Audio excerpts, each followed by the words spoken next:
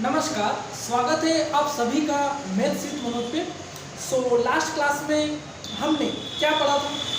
Modulus function और signal function को हमने डिस्कस किया था। ओके, मॉडुलस फंक्शन और सिग्नल फंक्शन का ग्राफ क्या होता है और ग्राफ कैसे बनाते हैं, डोमेन एंड रेंज क्या होता है, वो सब हमने वहाँ पे डिस्कस किया था। आज की क्लास में जो हमें पढ़ना है वो है, सबसे पहले हम डिस्कस करेंगे greatest integer function.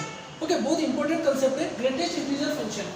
Short form में इसको GIF भी लिखते हैं। ओके, कभी कभी इसको ग्रेटेस्ट इंटीजर फंक्शन पूरा नहीं लिख के GIF भी लिखते हैं। इसका मतलब है कि ग्रेटेस्ट इंटीजर फंक्शन। ओके, तो कैसे दिया है कि एक फंक्शन है R टू R में दिया गया है और fx इज इक्वल टू, देखो मोड में, देखो fx इज इक्वल टू ऐसे लिखा है।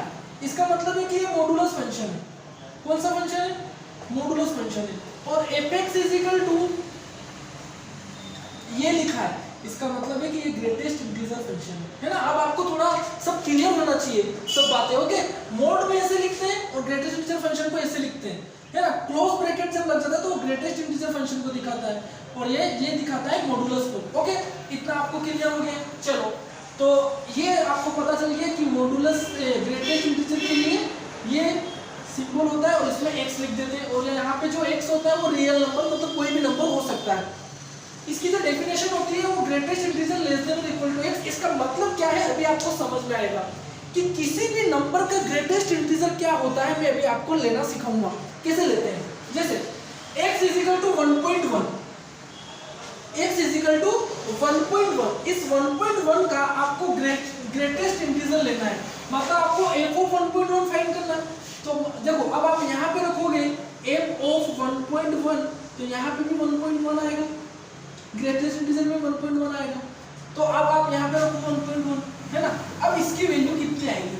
तो ये लेस देन और इक्वल टू होता है इंटीजर। अब बात को समझना मेरी, है ना, मेरी बात को यहाँ पे ध्यान से सुनना। ओके, इसका मतलब होता है कि इंटीजर लेस देन, है ना, इंटीजर लेस देन और इक्वल टू x। ये x है ना, हमने x 1.1 लिया तो ये x है। अब वो बोल रहा है कि इंटीजर लेस देन और इक्वल टू x। तो क्या 1.1 इंटीजर होता है क्या? नहीं, 1.1 इंटीजर नहीं होता है। तो देखो, इंटीजर, अभी ग्रेटेस्ट की बात करो, अभी सिर्फ इसको छोड़ दो, अभी इसकी बात करो। इंटीजर लेस देन और इक्वल टू x, तो इक्वल टू x, पहले इक्वल टू x देखेंगे तो क्या इक्वल टू x जो है वो इंटीजर है क्या? नहीं है, 1.1 इंटीजर नहीं है। तो उससे लेस इंटीजर, है ना, लेस देन बोला है ना, तो उससे लेस इंटीजर। तो 1 से लेस इंटीजर क्या क्या होते हैं? 1 से लेस इंटीजर क्या क्या होते हैं? 1, 0, -1 और -2, ये सारे इंटीजर होते हैं। अब इन सब में ग्रेटेस्ट, देखो ना, ग्रेटेस्ट, तो इन सब में ग्रेटेस्ट कौन है? 1 है। यहाँ पे क्या आ जाएगा? 1 आ जाएगा। मतलब x इज इक्वल टू 1.1 का जो ग्रेटेस्ट इंटीजर होता है वो कितना होता है? 1 होता है। चलो, अब आगे बताओ मुझे 2.9 का ग्रेटेस्ट इंटीजर कितना होगा? 2.9 का। तो देखो 2.9 लेस देन और इक्वल टू इंटीजर, है ना, इंटीजर लेस देन और इक्वल टू 2.9 ग्रेटेस्ट इंटीजर। अब देखो, पहले तो हम बात करेंगे equal to x, integer equal to x। तो क्या 2.9 इंटीजर होता है क्या? नहीं। तो फिर इससे लेस बात करेंगे। लेस देन, तो लेस देन, इससे लेस देन इंटीजर कौन कौन से होते हैं? 2, 1, 0, -1, -2। इन सब में ग्रेटेस्ट कौन है? 2 है। तो यहाँ पे क्या आ जाएगा? 2 आ जाएगा। समझ में आई बात को? हाँ, अब आगे देखते हैं। अब मान लो कि नेगेटिव नंबर आ गया, है ना, जैसे x is equal to minus का 2.3, तो माइनस का 2.3 का ग्रेटेस्ट इंटीजर क्या होगा? तो इंटीजर इनसे क्या होगा? लेस देन और इक्वल टू। अब -2.2 तो -2.3 तो इंटीजर नहीं होता है, तो इससे लेस इंटीजर क्या होगा? -2.3 से लेस इंटीजर, -3, -4, -5, -6, यही तो होंगे लेस। ओके, तो इनमें सबसे ग्रेटेस्ट कौन है? -3। तो f ऑफ -2.3 का ग्रेटेस्ट इंटीजर कितना आ जाएगा? -3। ओके, चलो, अब इसकी बात करें x इज इक्वल टू 5, तो ग्रेटेस्ट इंटीजर में 5 रखो और फिर यहाँ पे इंटीजर इज लेस देन और इक्वल टू 5। अब आप देखो, इंटीजर लेस देन और इक्वल टू x, बट इस बार तो 5 इंटीजर आ रहा है, तो इससे लेस तो हम बात ही नहीं करेंगे, क्योंकि जो x है वही इंटीजर है। अभी तक जो x दिया था वो इंटीजर नहीं था, अभी तक जो x आपको दिए थे वो इंटीजर नहीं थे, तो आपने उनसे लेस इंटीजर देखे। बट इस बार जो x दिया है वो आपको पहले से इंटीजर दिया है, तो इक्वल टू x आ रहा है ना, तो इसका ग्रेटेस्ट इंटीजर कितना आ जाएगा? 5 ही आ जाएगा। ओके, तो इसका ग्रेटेस्ट इंटीजर कितना आ जाएगा? तो किसी भी नंबर का ग्रेटेस्ट इंटीजर ऐसे फाइंड करते हैं। अगर आपको कोई भी नंबर दिया जाता है आप उसको ऐसे लिखो, पहले इक्वल टू चेक करो कि जो x दिया है क्या वो खुद एक इंटीजर है। अगर वो खुद एक इंटीजर, जो आपको जो x दिया अगर वो खुद एक इंटीजर है तो ग्रेटेस्ट इंटीजर वही होगा। बट अगर वो एक इंटीजर नहीं है तो उससे लेस वाला नंबर क्या होगा? इंटीजर होगा, और वो ग्रेटेस्ट होना चाहिए। ये आपको ध्यान रखें। तो कभी भी एग्जाम में 1 मार्क्स में अगर आपको किसी नंबर का ग्रेटेस्ट इंटीजर पूछते हैं तो ऐसे निकालेंगे, ठीक है। अब आप इनको नोट कर लेना, मुझे और भी इसमें बताना है तो आप वीडियो को पॉज करना और इसको नोट कर लेना। मैं अभी इनको क्या कर रहा हूँ, यहाँ से हटा रहा हूँ, ठीक है। ओके, तो आपको ये समझ में आ गया होगा। अब हम बात करते हैं कि इसका ग्राफ क्या होता है। तो ग्राफ तो हम इसका ग्राफ बनाएंगे। अरे ये मुझसे लाइन सीधी नहीं बनती है, बट क्या करें, ठीक है, जैसा बनेगी हम वैसे बनाएंगे, नो प्रॉब्लम, है ना। आप भावनाओं को समझेंगे। x डैश y और y डैश, सो 0 1 2 3 4 और 5, -1 -2 -3 और माइनस का 4, 1 2 3 4, -1 -2 -3 और -4। अब आपको ग्राफ बनाना है, तो देखो ग्राफ बनाने के लिए हमें कुछ इंटरवल्स चेक करने होंगे। तो लिखेंगे from the definition of greatest integer x। क्या डेफिनेशन होती है उसकी हम बात करेंगे। उससे पहले कुछ इंटरवल्स में यहाँ लिखता हूँ, है ना, कि जो इंटरवल्स में लिखता हूँ मैं ये लिखता हूँ कि जो x होगा वो ग्रेटर देन और इक्वल टू -1 होगा और लेस देन 0 होगा। जो x होगा वो ग्रेटर देन 0, इसलिए लिख रहा हूँ कि मुझे इंटरवल में ही तो चेक करना है जो नंबर यहाँ है। और इंटीजर होता है ये पता है आपको, है ना, इसमें खुद में इंटीजर आ रहा है ना, देखो ना, ग्रेटेस्ट इंटीजर, तो हम इंटीजर ही लेंगे यहाँ पे। फिर less than x is greater than equal to 0 और लेस देन 1, फिर x is greater than equal to 1 less than 2, और फिर x is greater than equal to 2 less than 3, x is greater than equal to 3 less than 4। इतने हम बात कर लेंगे तो हमें कुछ आइडिया मिल जाएगा कि जो हमारा ग्राफ आने वाला है वो किस टाइप से आएगा। तो इस इंटरवल के लिए ग्रेटेस्ट इंटीजर x कितना आएगा वो हमें चेक करना है, इसके लिए कितना आएगा वो हमें देखना है, इसके लिए और इसके लिए। अब वो जो बोल रहा है आपसे, देखो बात को समझना है यहाँ पे, वो आपसे जो बोल रहा है कि जो आपका x होगा ग्रेटेस्ट इंटीजर के अंदर जो x होगा वो -1 के इक्वल या उससे छोटा। देखो 0 से जो छोटा होगा, है ना, 0 से जो छोटा होगा पॉइंट पे कुछ होगा, है ना, बट यहाँ पे जो इक्वल आ रहा है -1, तो जो इक्वल आ रहा है और -1 है खुद एक इंटीजर है, तो यहाँ पे इसका ग्रेटेस्ट इंटीजर कितना आ जाएगा? -1। यहाँ पे देखो, अब देखो यहाँ पे तो ग्रेटेस्ट इंटीजर के अंदर क्या क्या हो सकता है, यहाँ पे तो x लेस देन 1 तो पॉइंट वाले नंबर होंगे, और यहाँ इक्वल टू भी 0 होगा, है ना, यहाँ इक्वल टू भी क्या होगा? 0 होगा। तो ये पहले तो हम इक्वल टू चेक करते हैं ना, जब इक्वल टू नहीं होता है तो उससे लेस जाते हैं, तो पहले इक्वल टू में ही 0 है तो यहाँ पे क्या आ जाएगा? 0। इसी प्रकार यहाँ सिमिलरली इक्वल टू में कितना है? 1, तो यहाँ पे 1 आ जाएगा, फिर यहाँ पे 2 आ जाएगा, यहाँ पे कितना आ जाएगा? 3। अगर मैं इसे यहाँ से आपसे पूछूं कि -2 से x1, मतलब x -2 से तो बड़ा है और -1 से छोटा है, तो इसका ग्रेटेस्ट इंटीजर कितना आएगा? जिस पे इक्वल लगा है, इक्वल लगा है मतलब वो खुद एक इंटीजर है ना, इक्वल लगा है, वो जो जिस पे इक्वल लगा वो इंटीजर, तो उससे लेस हमने देखना ही नहीं है। जिस पे इक्वल लगा है उस पर वो खुद एक इंटीजर है, तो उससे लेस हम क्यों देखेंगे? तो यहाँ पे आ जाएगा -2। ओके, अब आप मुझे बताओ कि इसको ग्राफ में कैसे प्लॉट करेंगे। तो देखो पहले हम बात करेंगे किसकी बात करेंगे? -1 से, चलो पहले हम इसकी 0 से स्टार्ट करते हैं, तो 0 से 1 में। ओके, तो 0 से 1 में वैल्यू कितनी है? 0 है ना, तो 0 से 1 में वैल्यू, अब एक बात ध्यान देना, 0 पे भी तो इक्वल है बट 1 पे इक्वल नहीं है, मतलब जो x की वैल्यू 1 तक नहीं है ना, तो 0 से तो स्टार्ट हो रही है और 0 पे इक्वल है बट 1 तक नहीं है, और इसकी वैल्यू कितनी आ रही है? 0 आ रही है, मतलब ये यहाँ पे 1 पे ओपन बबल आ जाएगा, क्योंकि 1 पे इक्वल नहीं है ना। अब मुझे बताओ 1 से 2, तो 1 पे तो इक्वल है ना, x की वैल्यू 1 से 2, है ना, तो 1 पे तो इक्वल है और 2 पे ओपन बबल है और उसकी वैल्यू कितनी है 1 है। देखो x की वैल्यू 1 से ग्रेटर और उसके इक्वल से लगा के 2 तक वैल्यू 1 है, तो यहाँ ये वैल्यू 1 है ना और 1 के इक्वल है और 2 पे इक्वल नहीं है, तो 2 पे क्या आ जाएगा ओपन बबल आ जाएगा।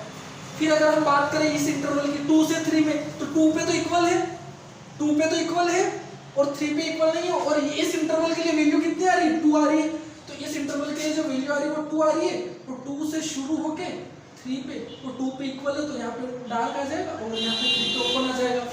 फिर यहाँ बताओ 3 से 4 इंटरवल में वैल्यू 3 है, तो 3 से 4 इंटरवल में वैल्यू 3 है और 3 पर इक्वल है और 4 पे ओपन है ना, ओपन बबल आ जाएगा। ठीक है, अच्छा अब हम बात करते हैं पीछे वाले इंटरवल की, -1 से 0 वाले में।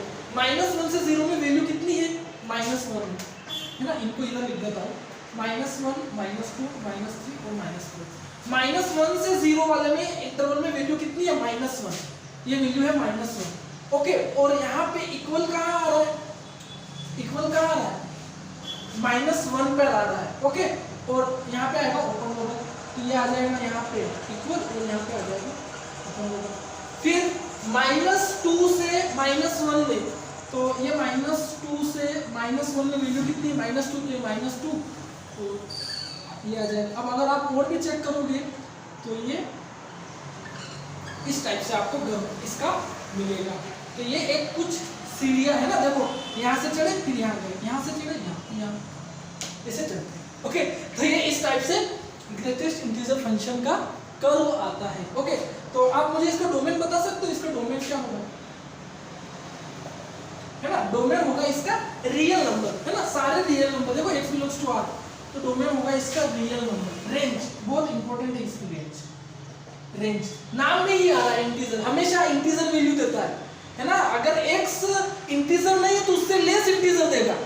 अगर जो आप x देते हो, जैसे मैंने 1.1 लिया था तो 1.1 इंटीजर नहीं था, तो उससे लेस वाला इंटीजर दिया था ग्रेटेस्ट है ना। तो हमेशा ग्रेटेस्ट इंटीजर फंक्शन एक इंटीजर ही आपको देता है, तो इसकी रेंज होगी इंटीजर। क्या होगी इंटीजर, और इंटीजर को हम लिखते हैं z से।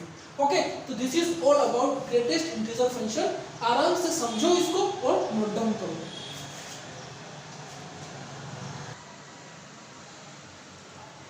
ओके, लास्ट जो आपका कर्व है वो है रेशनल फंक्शन का कर्व कैसे बनता है। तो आपने जब रेशनल नंबर पढ़े होंगे पिछली क्लास में है ना, रेशनल नंबर, तो क्या बोलते थे आप रेशनल नंबर में, ऐसे नंबर जिनको हम p/q फॉर्म में रिप्रेजेंट कर सकते हैं, जहाँ पे p और q दोनों इंटीजर होते हैं बट q 0 नहीं होना चाहिए। पढ़ा था कि नहीं पढ़ा था? सो याद करो क्या बोलते थे रेशनल नंबर, कि ऐसे दो नंबर जिनको हम p/q फॉर्म में लिख सकते हैं, जहाँ पे p और q दोनों इंटीजर होते हैं बट q 0 नहीं होना चाहिए है ना। ये डेफिनेशन हम रेशनल नंबर की लिखते थे। तो देखो अब आपको देखो यहाँ पे मैं वहां पे रेशनल नंबर की बात करते थे, यहाँ पे फंक्शन लग गया है ना। तो p और q वहां पे इंटीजर होते थे, यहाँ पे fx और gx दो पॉलिनोमियल होते हैं है ना। तो रेशनल फंक्शन लिखेंगे वैसे fx अपॉन gx, वहां p अपॉन q, तो यहाँ fx upon gx, where fx and gx are polynomial function। देखो अब आपका यहाँ पे अब आप कंपेयर करो ना p/q से, तो आप क्या लिखते थे कि q 0 नहीं होना चाहिए, तो यहाँ पे रेशनल फंक्शन के लिए क्या नहीं होना चाहिए gx 0 नहीं होना चाहिए, क्योंकि gx जैसे ही 0 हुआ तो वो 1/0 नॉट डिफाइंड आ जाता है, इसीलिए q 0 नहीं लिखते थे वहां पे, क्योंकि अगर 1/0 आता है तो वो डिफाइंड नहीं होता है। जैसे मैं यहाँ पे बात करता हूँ, एक फंक्शन दिया आपको, क्वेश्चन है ना, ये क्वेश्चन है ठीक है, आपको इसकी वैल्यू फाइंड करनी है इस फंक्शन की, और फंक्शन है f r से r और fx = x² - 1/2f। इसका क्या मतलब होता है समझते हो, f r to r, उसका मतलब होता है कि आप यहाँ पर एक कोई भी रियल नंबर रखो तो आपको ये एक रियल नंबर दे देगा है ना। तो रियल नंबर तो 0 भी होता है, तो आपने क्या करा, आपने 0 रखा, तो f of 0 कितना मिल गया, f of 0 कितना मिल गया 0 का स्क्वायर -1/2 × 0, तो f of 0 कितना मिल गया 0 स्क्वायर 0, 0 - 1 -1 और 2/0 0। तो देखो -1/0, तो ये क्या आ जाएगा नॉट डिफाइंड। तो अब जब डिफाइंड ही नहीं हो रहा आपका फंक्शन, तो वो आपको क्या वैल्यू देगा। तो पहले आप फंक्शन को सही से डिफाइन तो करो, आपने फंक्शन निकलना डिफाइन किया हुआ है, फंक्शन ऐसे डिफाइन नहीं होगा। फंक्शन डिफाइन होगा ऐसे कि एक जो फंक्शन है f वो r - 0 से r में डिफाइंड है, और अब आप एक्स स्क्वायर माइनस 1/2x। अब आप इसकी वैल्यू फाइंड करो, आपको वैल्यू मिल जाएगी। इसका क्या मतलब है? इसका ये मतलब है कि आप इस फंक्शन में सारे रियल नंबर रख सकते हो, किसको छोड़ के? जीरो को। देखो ना, रियल नंबर में से जीरो को माइनस किया है, रियल नंबर में से किसको माइनस किया है? जीरो को। मतलब आप इस फंक्शन में जीरो को छोड़ के कोई भी रियल नंबर रखो, आपको एक रियल नंबर देगा। इसका ये मतलब हुआ, है ना?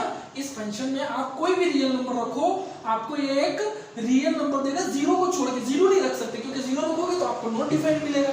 तो फंक्शन राइट डिफाइंड होना चाहिए। इसलिए आप हमेशा ध्यान रखें कि आपका जब रेशनल फंक्शन क्वेश्चन में आता है, आपका जब रेशनल फंक्शन क्वेश्चन में आता है, तो आप इस बात का हमेशा ध्यान रखेंगे कि मेरा डिनोमिनेटर किस पे जीरो बन रहा है। जिस x की वैल्यू पे मेरा डिनोमिनेटर जीरो बन रहा है, मुझे डोमेन में से उसको क्या करना है? माइनस करना है। जैसे मैं आपसे क्वेश्चन लिखूं कि f r से r में डिफाइंड है और fx है x + 2 x + 3 divide by x + 1। तो उसका कहने का मतलब ये है कि आप यहाँ पे कोई भी रियल नंबर रखो, आपको ये फंक्शन एक रियल नंबर देगा। तो आप बोलोगे कि सर मैं x - 1 भी तो रख सकता हूँ, मेरा रियल नंबर -1 + 1, तो ये जीरो आ जाएगा। यहाँ कुछ भी रखो ना, जैसे यहाँ -1 + 2 1 आ जाएगा, -1 + 3 2 आ जाएगा, बट -1 + 1 0, फिर नॉट डिफाइंड होगा। तो जब फंक्शन डिफाइंड नहीं हो रहा है तो आपका वैल्यू कैसे देगा? इसलिए आपको पहले फंक्शन सही से डिफाइन, अगर वो आपसे देगा तो वो तो बिल्कुल राइट डिफाइन करके देगा, बट अगर आप डिफाइन कर रहे हो तो आप ये हमेशा ध्यान रखोगे रेशनल फंक्शन में कि ये यहाँ पे अगर मैं -1 रख सकता हूँ तो ये जीरो बन जाएगा, 1/0, ये कुछ भी नंबर न्यूमरेटर अपॉन डिनोमिनेटर में अगर जीरो आ जाएगा तो वो डिफाइन नहीं होगा। इसलिए वो जहां पर भी जीरो हो रहा है, जिस नंबर पे जीरो हो रहा है उसको मुझे इसमें से माइनस करना होगा। अब आप करो। अब इसका कहने का क्या मतलब है कि आप इसमें कोई भी रियल नंबर रखो, किसको छोड़ के? -1 को छोड़ के, तो ये आपको एक रियल नंबर देगा। अब आप कोई भी रखो, -1 को छोड़ के आप यहाँ पे कोई भी रियल नंबर रखो, आपको ये एक रियल नंबर दे देगा। तो ऐसे डिफाइन करना है, ठीक है ना? ये आपको मैंने बेसिक्स बताया है। अब मैं एक्चुअल अपने ग्राफ पे चल रहा हूँ, वीडियो को पॉज करके नोट कर लेना, ये काम की बात थी, है ना? आगे काम आएगा, एक्सरसाइज में क्वेश्चन है इस टाइप के। ओके, तो ये तो मैंने आपको बताया है। अब हम आगे बात करते हैं, वो बात करते हैं क्या कि जो हमारे सिलेबस में जो रेशनल फंक्शन है वो है f r/r और fx = 1/x। इतने पीछे से एक आवाज आएगी, कोई बच्चा मुझसे कहेगा कि सर आपने गलत लिखा है, मैं कहूँगा यस मैंने गलत लिखा। वो बच्चा मुझसे ये कहेगा कि सर इसका ये मतलब होता है कि सर आप यहाँ पे जो रियल नंबर रखोगे, आप यहाँ पे रियल नंबर रखो, ये फंक्शन आपको एक रियल नंबर देगा। तो बच्चा मुझसे बोलेगा कि सर मैं x 0 रख सकता हूँ ना, क्योंकि ये 0 रियल नंबर होता है। तो f(0) उस बच्चे को कितना मिल जाएगा? 1/0, जो कि क्या होता है? Not defined. तो बच्चा मुझे बोलेगा कि सर आपने गलत फंक्शन हमको दिया है, पहले आप मुझे राइट फंक्शन दो तब मैं आपको ग्राफ बना के बताऊंगा। तो मैंने बोला कि यस मैंने आपको गलत फंक्शन दिया है ना? तो ऐसे चेक करना ना चाहिए कि गलत हो सही क्या है। तो मैंने कहा कि मैं अब आपको एक राइट फंक्शन देता हूं और उसका ग्राफ मुझे बना के बताओ। तो मैंने अब आपको जो फंक्शन दिया वो फंक्शन है f(r - 0 से r) और जो फंक्शन है वो है fx = 1/x। अब वो बच्चा बोलेगा सर इस बार आपने बिल्कुल राइट फंक्शन दिया है, और आपने जो दिया है वो क्वेश्चन हमसे ये बोल रहा है कि आप इसमें कोई भी रियल नंबर रखो, किसको छोड़ के? 0 को छोड़ के, तो आपको एक रियल नंबर ये फंक्शन दे देगा। मैंने कहा कि बिल्कुल सही बात है, ठीक है। अब हम क्या करते हैं, अब हम इस क्वेश्चन का क्या करते हैं? ग्राफ बनाते हैं। हमारे सिलेबस में 1/x, ओके, तो 1/x का हम ग्राफ बनाएंगे। तो मैंने क्या कहा था, ग्राफ बनाने के लिए आपको किन चीजों की नीड होती है? 2-3 पॉजिटिव वैल्यू और 2-3 नेगेटिव वैल्यू की जरूरत होती है ना?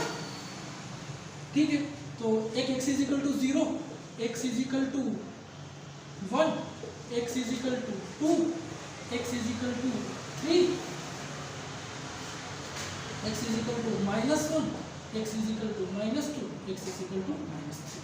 0 फिर से रख दिया, देखो गलती कर रहा हूँ ना, 0 मैंने फिर से रख दिया, 0 तो हम रख ही नहीं सकते, है ना? तो यहाँ पे x = 1 कर दो, यहाँ पे 2 कर दो, यहाँ पे 3 कर दो, और यहाँ पे 4 कर दो। जैसे बहुत सारी वैल्यू ले ली, चलो देखते हैं।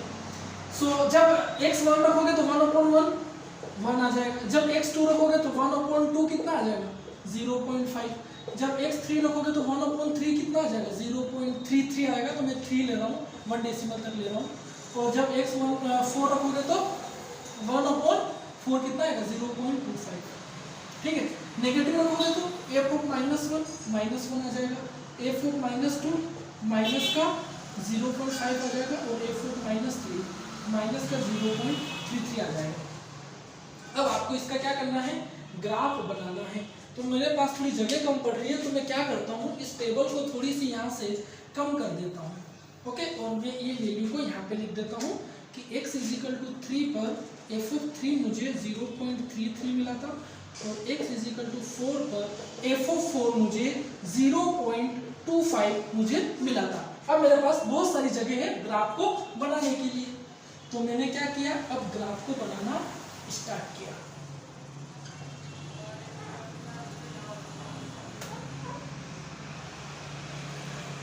मेरी सीधी लाइन खींचने की कोशिश की, देखो लाइन कहां जा रही है, x dash, y dash, 1 2 3, minus का 1 माइनस का 2 माइनस का 3, है ना, 1 2 3, माइनस का 1 माइनस का 2 माइनस का 3। देखो यहाँ पे इसका ग्राफ हम बनाते हैं। 0 तो रख नहीं सकते, तो 0 की तो बात नहीं करेंगे, हम रख सकते हैं 1। तो 1 पे हमें क्या मिल रहा है, 1 पे हमें 1 ही मिल रहा है, तो जब हमने 1 रखा तो हमको 1 ही मिला, है ना। जब हमने 2 रखा तो हमको 0.5 मिला। अगर ये 1 है, ये 0 है, तो 0.5 यहाँ पे कहीं होगा, अप्रोक्सीमेट ले लेते हैं, तो 2 पे हमको 0.5 मिला, है ना। 3 पर हमको 0.33 मिला। तो जब देखो ये 0.5 है, तो इससे नीचे 0.33 होगा, तो कहीं यहाँ पे 0.33 होगा। जब 4 रखोगे तो क्या मिलेगा, 0.25। तो इससे देखो, अगर मान लो कि यहाँ पे 4 हुआ, तो इससे भी नीचे 0.33 से भी नीचे ये होगा। ठीक है सर, इतना हमने कर लिया। अब मैं कहूँगा कि चलो आपने 1 से इधर जा रहे हो, तो आपका ग्राफ बिल्कुल एक्सिस के पास आता जा रहा है, और 5 रखोगे तो और कम आएगा, है ना, 0.20 आएगा। तो मतलब आप जितनी वैल्यू उधर x की बढ़ा रहे हो, ग्राफ और x के एक्स एक्सिस के नजदीक आता जा रहा है। तो मैंने कहा कि एक बार आप इधर की वैल्यू भी तो चेक करो, 0.5 पे चेक करो, मतलब f ऑफ 0.5 मतलब 1/0.5, तो 10/5 कितना आ जाएगा, 2। मतलब 0.5 पर आपको वैल्यू कितनी मिल रही है, 2। और आप और नजदीक आओगे तो वैल्यू और इधर y एक्सिस की साइड आएगी।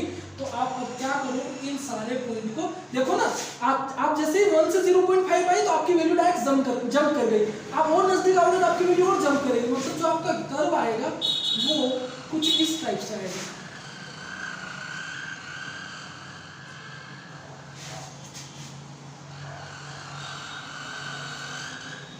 इधर तो कर्व y एक्सिस की साइड जाएगा, और इधर पूरा बिल्कुल x एक्सिस के पास चला जाएगा, है ना। इधर तो ये आ गया। अब हम बात करते हैं -1 की। तो जब आपने -1 रखा तो आपको यहाँ पे -1 मिला। जब आपने -2 रखा तो आपको क्या मिला, जब आपने क्या रखा, -2 रखा, है ना। जब आपने x क्या रखा, -1 रखा, तो आपको -1 मिला। जब आपने x -2 रखा तो आपको ये माइनस का 0.5 मिला। तो ये -1 है, तो मान लो कि -0.5 यहाँ होगा, तो ये यहाँ पे -0.5 मिला। फिर -3 रखोगे तो इससे भी कम वैल्यू मिलेगी। फिर -4 रखोगे तो इससे भी कम वैल्यू मिलेगी। अच्छा, तो एक बार मैंने बोला कि जब आप वैल्यू को इधर बढ़ा रहे हो तो आपका कर्व x एक्सिस की साइड जा रहा है, तो आप इधर की वैल्यू रखो ना एक बार, -1 से इधर की। तो मैंने कहा कि बेटा एक बार आप माइनस का 0.5 रख के देखो, तो आप जब आप f ऑफ -0.5 रखोगे तो 1/-0.5 कितना आ जाएगा, -2। तो -0.5 पे वैल्यू कितनी आ जाएगी, 2। और वैल्यू इधर की रखोगे, जैसे -0.25 रखोगे, है ना, तो 4 आ जाएगा। देखो ना, -0.25 रखोगे तो 4 मिल जाएगा ना, -4 मिल जाएगा ना, तो वो और इधर आएगा। तो आप जिधर जैसे इधर 0 की ओर जाओगे तो आपकी वैल्यू इधर बढ़ेगी, और इधर जाओगे तो आपकी वैल्यू x एक्सिस की साइड आएगी। तो ये जो आपका कर्व आएगा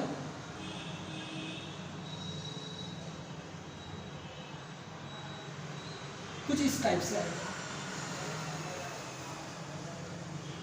है ना। ये